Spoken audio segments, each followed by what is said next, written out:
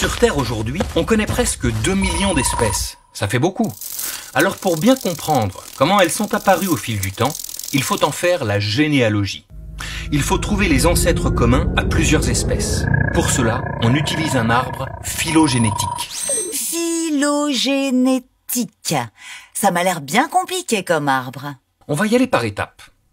Au bout de toutes les branches de l'arbre, ce sont toutes les espèces vivantes présentes sur Terre aujourd'hui. Et lorsqu'on remonte le long de leurs branches, elles se rejoignent souvent en un point, ce qu'on appelle un nœud. Chaque nœud correspond à des ancêtres communs qui, en évoluant au fil du temps, ont donné naissance à toutes les espèces situées au bout de ces branches. Et plus on remonte le long des branches, plus on trouve les tout premiers ancêtres communs aux espèces. Ici, l'ancêtre des mammifères, et si on remonte encore, l'ancêtre des vertébrés, jusqu'aux tout premiers ancêtres communs, les plus anciens que l'on connaisse. Ok, pigé. Cet arbre, c'est un super outil pour remonter le temps, pour remonter le fil de la vie. Exactement. Et grâce à lui, on a découvert des choses surprenantes. Du moins, qui n'étaient pas évidentes au premier coup d'œil.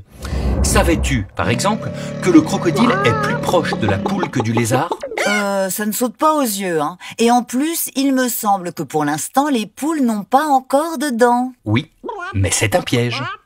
Alors certes, le lézard et le crocodile se ressemblent en apparence, mais les points communs entre la poule et le crocodile sont bien cachés. Par exemple, tous les deux possèdent un gésier en plus de l'estomac pour digérer les aliments. Le lézard n'en a pas. En fait, pour mieux classer les espèces, il faut parfois chercher jusque dans leurs cellules, jusque dans leur ADN, une molécule qui est caractéristique de chaque être vivant. Si on compare l'ADN du lézard, de la poule et du crocodile, on constate que la poule et le crocodile sont bien plus proches.